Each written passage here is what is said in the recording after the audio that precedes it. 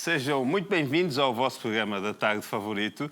Os meus primeiros convidados de hoje são os investigadores Cristina Roldão, José Augusto Pereira e Pedro Varela. Eles mergulharam nos arquivos para nos contar as origens do movimento negro em Portugal. Esta investigação nos leva ao início do século XX, quando a cidade foi palco de um movimento negro que combateu o racismo e exigiu direitos para as populações dos territórios colonizados. É esta história que contam no livro Tribuna Negra, que nós vamos conhecer a partir de agora com os respectivos autores. Olá, Cristina. Olá. Olá, Zé. Olá, Pedro. Olá. Então, sejam muito bem-vindos. Obrigada pelo convite. Estão todos muito bonitos.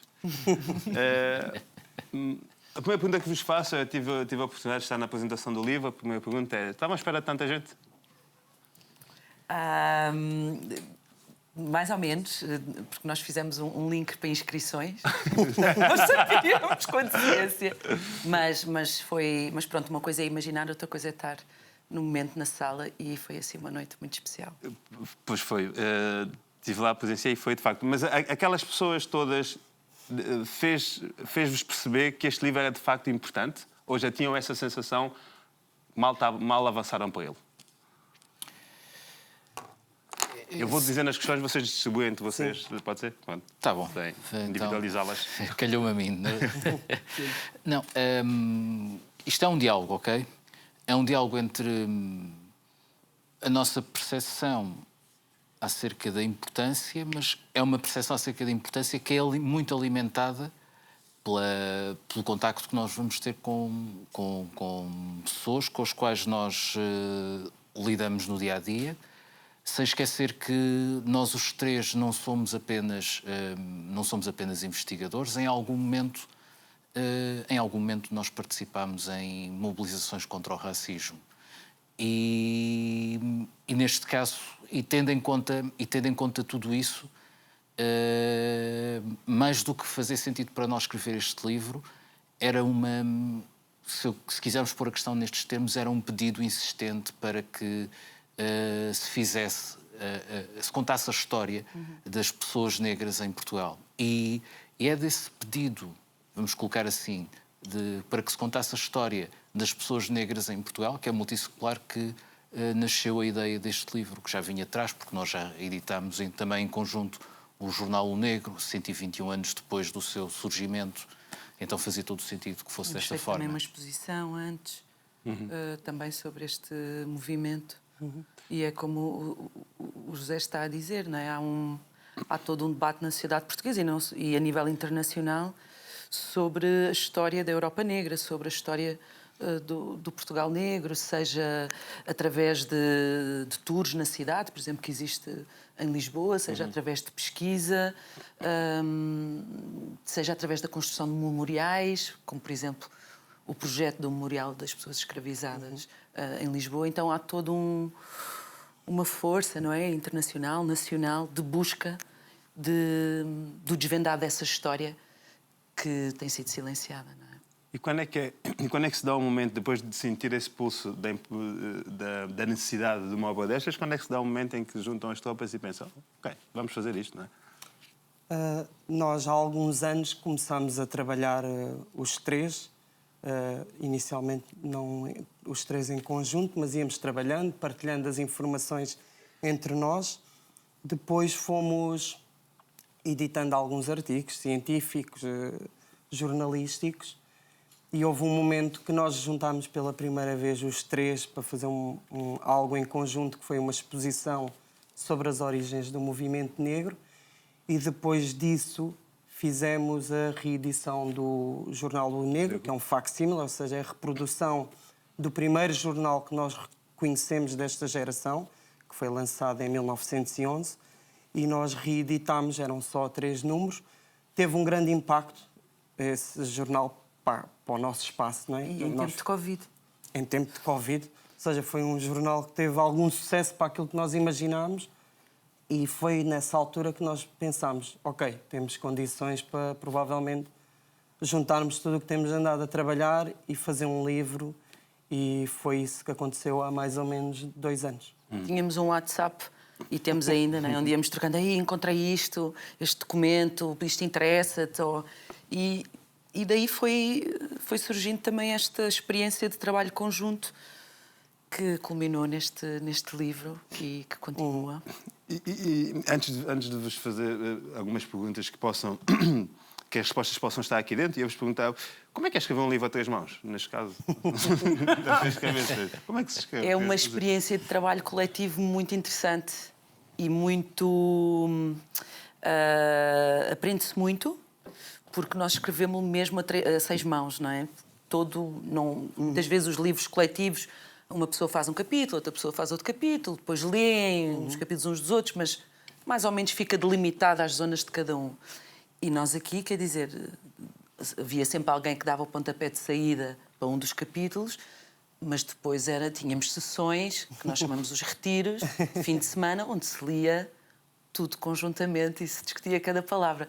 E foi muito enriquecedor, não é? Tu perceber porque é que um de nós achava que devia ser escrito de uma maneira ou de outra. E também foi uma experiência de trabalho coletivo, não é? De saber trabalhar conjuntamente e com prazer. Não é?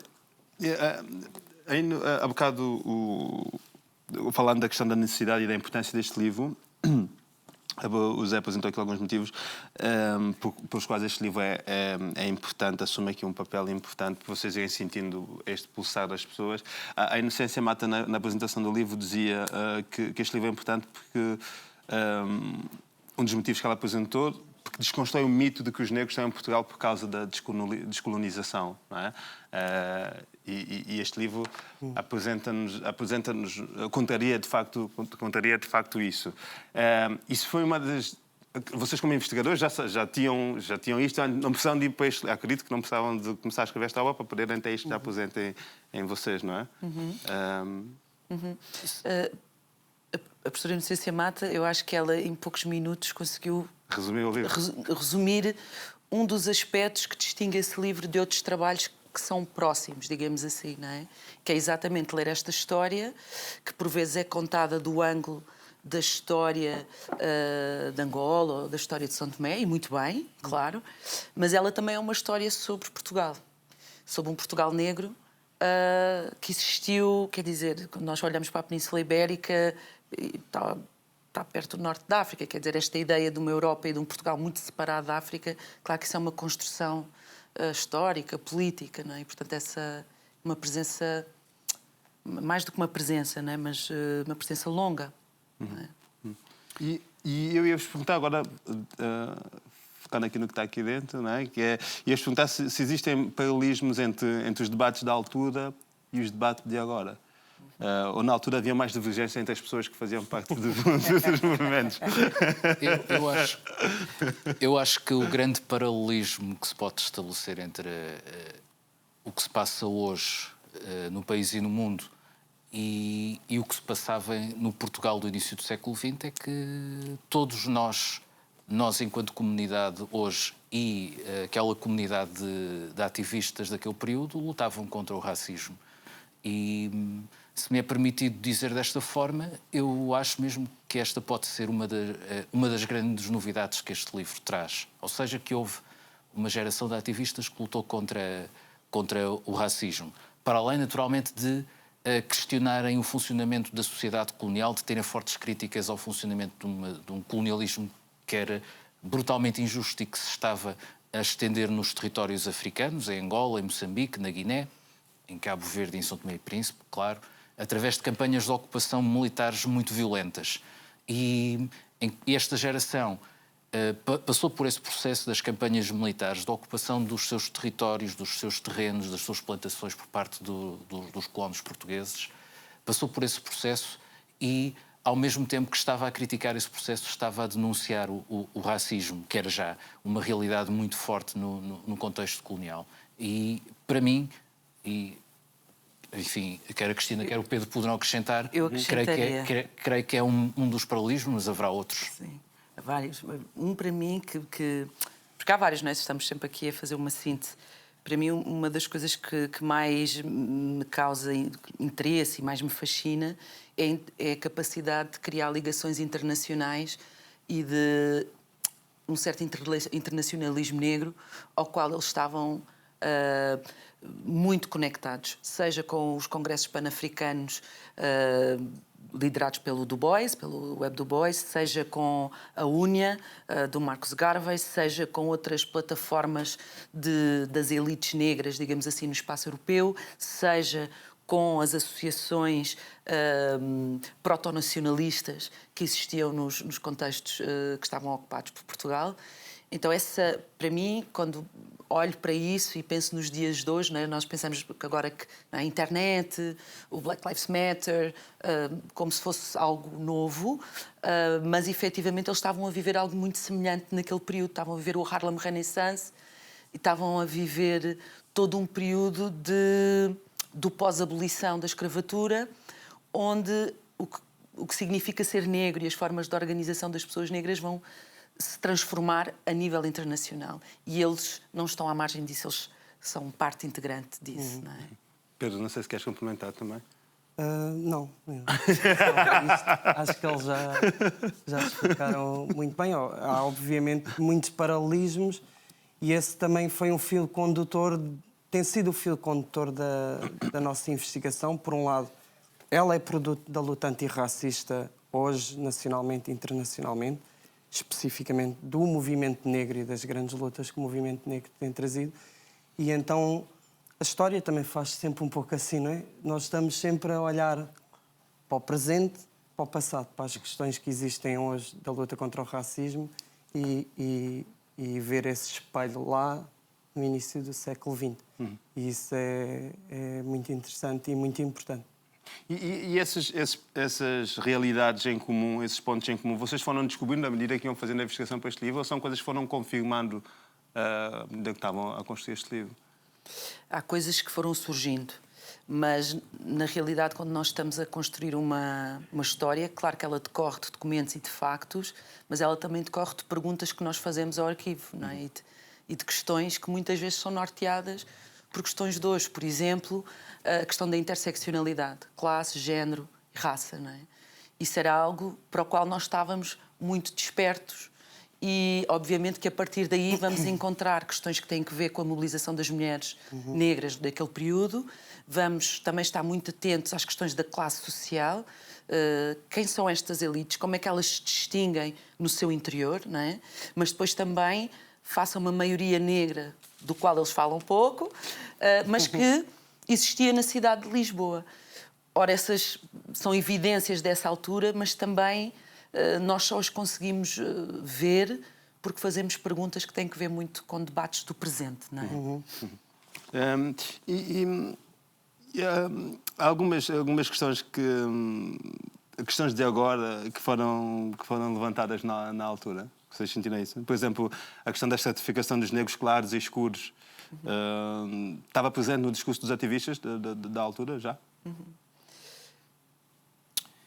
Bem, daquilo que nós percebemos, o grande alvo desta geração de ativistas era o funcionamento da sociedade colonial e a forma como a sociedade colonial afastava as populações racializadas. Aqui no caso do livro referimos-nos às populações negras a residir na metrópole e a residir nos territórios ocupados por Portugal em África. A separação que era feita das populações negras da sua autonomia económica e financeira, não tinham possibilidade de serem económica e financeiramente autónomas, isso é uma reivindicação, por exemplo, que aparece no Jornal Negro.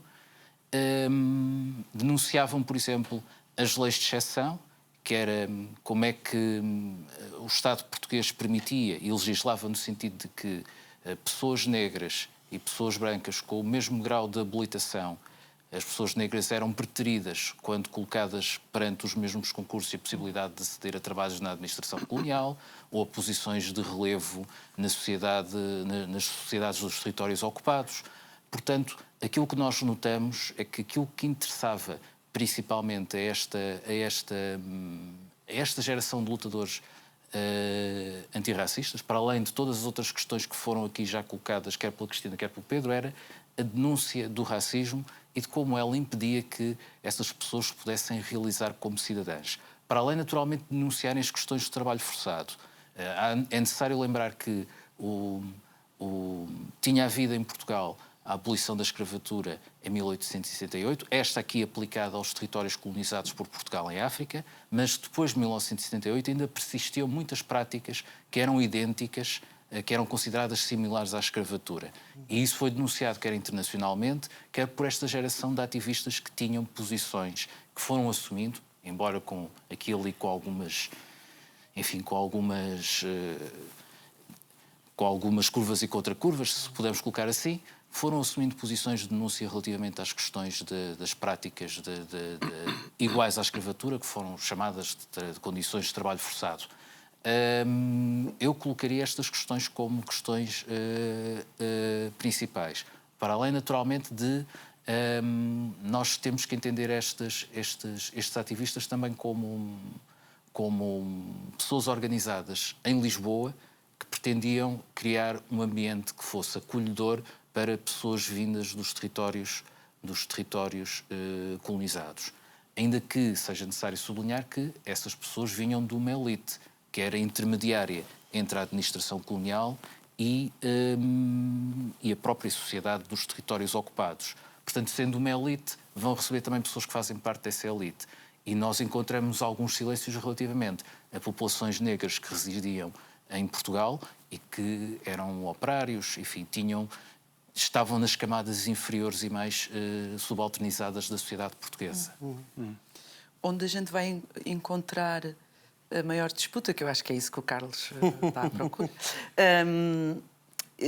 eu penso que tem mais que ver com, sobretudo, não é? Mas isso vão poder encontrar no livro, que é entre a Liga Africana e uma estratégia de luta política muito mais conciliadora, muito mais institucionalizada, muito mais próxima do poder político e, portanto, também mais passível de negociações e concessões, e uma linha do Partido Nacional Africano, liderada pelo João de Castro, mais próxima do garvaísmo, que sendo também de uma elite, acaba por ter um estilo e uma estratégia mais reivindicativa,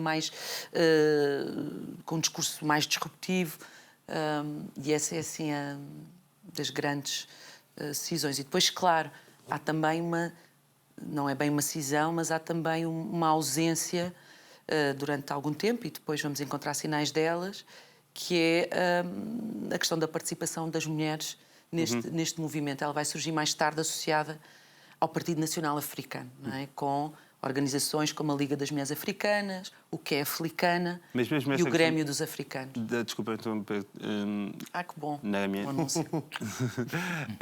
A participação das mulheres neste movimento e na luta muitas vezes não é mencionada nos dias de hoje. Porquê? Porque é que não se... Tem que ver com não é, o patriarcado, não é? Quer dizer, se é difícil fazer uma história das pessoas negras, das organizações negras, é duplamente difícil, se podemos dizer assim, não é? Em metáfora, mulher, não é? fazer sobre as mulheres negras. Mas elas estão lá. E é uma história que é possível de fazer, exige um esforço maior, não é? De compilação, de busca destas figuras e das suas reivindicações. Mas elas estavam lá, não é? Georgina Ribas, Maria Nazareta Ascenso, Maria de Alves Teixeira, e depois outras mulheres negras que estiveram envolvidas na política em Portugal, mas que não estiveram ligadas ao movimento negro, não é? Como a Virgínia Quaresma, como a Domingas Lazari do Amaral, e como a Fernanda Duval também, por exemplo, que é uma figura controversa. E porquê é que existe também uma resistência em falar falamos aqui da questão das mulheres, mas mesmo na figura masculina, de homens, de pessoas negras que contribuíram para a inteligência, para a construção da inteligência deste país, de Portugal, Portugal que é hoje. Porque é que não se fala dessas figuras? Por exemplo, eu lembro de Mário Domingos, não é? Também é uma das figuras que está aqui presente neste livro. Eu já entrevistei aqui também alguém que fez uma obra sobre o Mário Domingos. Ou seja, o que eu sinto há um silenciar destas pessoas que ajudaram a construir este Portugal intelectualmente. E agora, volta e meia, há uma ou outra de quem se vai falando. Porquê, ou seja, porquê este silenciar numa primeira fase e porquê agora esta intenção de ir-se falando de uma ou outra e não, na sua generalidade, como este livro propõe a fazê-lo também? Isto não é sobre este livro. Isto é... Bem, eu diria que esse silenciamento, que como a Cristina disse, José é mais... Luís Garcia foi quem fez o livro. Sim. Eu diria que esse silenciamento que, como dizia a Cristina, é ainda mais notório e escandaloso quando se olha ao papel silenciado que as mulheres tiveram, não só no movimento negro de ontem e de hoje, como na história deste país. Esse silenciamento tem a ver com a forma como se concebe a historiografia, a produção de conhecimento científico depois se reflete na construção de manuais escolares, de programas que são de história que são lecionados nas escolas deste país, na produção académica também, na produção de livros, de artigos científicos e na construção da imagem do que é este país enquanto Portugal. Tudo isto está submetido a uma cultura maioritária, ou seja, hegemónica, que tende a ver Portugal, ou tende a construir uma identidade de Portugal como maioritariamente branca, e poderíamos acrescentar maioritariamente branca e masculina. E há que desconstruir esta identidade. Porque, se formos a ver bem, para além da presença multissecular de pessoas africanas desde o século XV, a Península Ibérica foi invadida por cartagineses lá atrás, antes do estabelecimento dos romanos em Portugal. E os cartagineses são africanos. Portanto, a presença de africanos na Península Ibérica e em Portugal é multissecular. E fazia bem às pessoas, e seria útil que não só as pessoas que se dedicam ao estudo da história, às ciências sociais, mas sobretudo as entidades políticas que governam este país se lembrassem disto de vez em quando. Há tanta coisa que fazia bem as pessoas, José. Pedro, queres acrescentar alguma? Sim. Finalmente, fogo. Há essa situação que é, como no sentido que o Zé está a dizer, que é as pessoas negras, ou não brancas, porque as pessoas ciganas também, são colocadas sempre fora de Portugal. Ou seja, Portugal, como identidade, há esta criação de que são apenas pessoas brancas.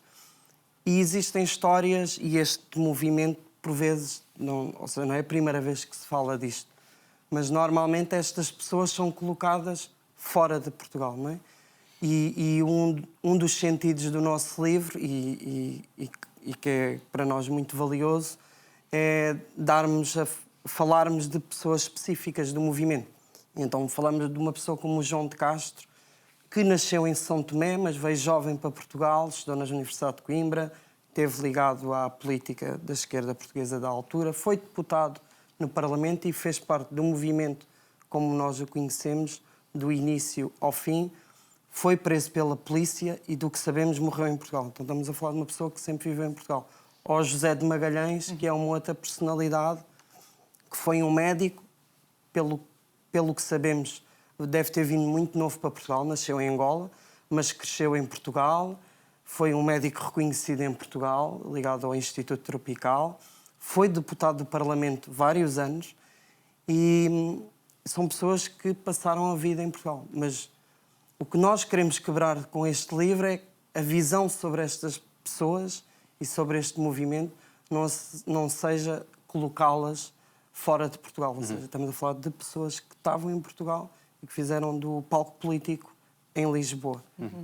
Isso não quer dizer que, obviamente, existia um movimento político e eles estavam ligados a todos os movimentos políticos que existiam nos territórios ocupados, como São Tomé e Príncipe. São Tomé era um dos sítios de onde estas personagens mais vinham, porque era uma colónia muito importante na altura.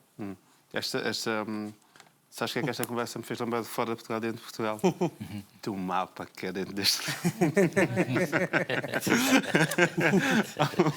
Há um mapa. Dentro não é? de Portugal. Dentro de Portugal, de exato. Portugal. Dentro de Lisboa. Falemos então deste mapa. Que mapa é este? Este mapa, conforme fomos compilando informação sobre estas organizações, os jornais, as associações, mas também estas figuras, estas pessoas, fomos fazendo uma listagem. Ao início não foi assim meio, vamos lá tentar isto. E fomos pondo as moradas ao pé, encontrando moradas e identificando as fontes. E no final começámos a ver que isto podia ser uma coisa a sério e aquilo que fizemos foi mapear os lugares do movimento negro desse período, 1911-33, na cidade de Lisboa. Portanto, nós sabemos onde é que foi o Congresso Pan-Africano que ocorreu em Lisboa em 1923 e podemos hoje percorrer a cidade e encontrar esse local. Mas estes lugares não estão identificados, não fazem parte. Este é um do primeiro caminho. passo para esse caminho. Ainda não. Para esse caminho. Ou descobrir onde é que figuras como o João de Castro, José de Magalhães viviam, onde é que era a sede do Jornal O Negro, ou onde é que era a sede da Junta de Defesa dos Direitos da África, a primeira assim, das organizações deste período. A casa da Georgina Ribas, onde numa noite de agosto, que nós imaginamos que deve ter sido bem quente, porque a reunião vai até às 2 da manhã, fundam o Grêmio dos Africanos. E, portanto, foi um pouco... Também este livro é um esforço, não é um trabalho apenas académico, é um trabalho que pretende ser de divulgação, não é? E que as pessoas se possam relacionar, identificar e reconhecer esta história. E é por isso que este livro é importante, não é? E é por isso que as pessoas devem ler este livro. Sim. Cristina, Zé, Pedro, muito obrigado. Obrigada. Obrigado. Obrigado, nós. Pelo livro. Não é Sim, pela claro. Pelo Correto? livro, principalmente. Muito obrigado pelo livro e pela vossa presença cá também. Obrigada. E até... Vai haver mais? Vamos escrever mais uma... Parece que Parece que sim, não é? há tanto para fazer. Que há muita... Há muito A história material. não fica por É aqui. como as cerejas, Mas nunca não mais fica se por sabe. aqui. É E muito não mais... fica só por nós. Sim. Esperemos que esta história comece a ser contada também por outras A pessoas. Cristina escreveu aqui que esta história te inspire, Carlos. Mas ela sabe o perigo que esta afirmação pode ter. Depois ficas sem trabalho. Obrigado. Agora vamos até o nosso Obrigada. palco. Vamos ouvir o cantor Ivan de Almeida.